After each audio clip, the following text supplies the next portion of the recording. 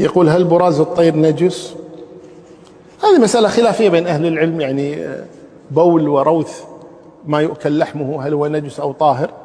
الظاهر والله العلم أنه طاهر، لأن النبي صلى الله عليه وسلم سئل عن الصلاة في مبارك الإبل قال لا تصلي فيها، وسئل عن الصلاة في مبارك الغنم قال صلوا فيها، فدل على أن مباركها أماكنها اللي تعيش فيها، فدل على أن براز الغنم وبولها طاهر، ولذلك أجاز النبي الصلاة فيها، وأذن أيضا بشرب أبوال الإبل، فدل على أنها طاهرة. فالصحيح والعلم عند الله تبارك وتعالى أن كل ما يؤكل لحمه طاهر. هل دم النبي صلى الله عليه وسلم طاهر؟ يعني الرسول صلى الله عليه وسلم قال الله تبارك وتعالى له: قل إنما أنا بشر مثلكم. الرسول بشر مثلنا صلى الله عليه وسلم، يعني يبول ويتغوط وخرج منه الدم، لا ليس بطاهر.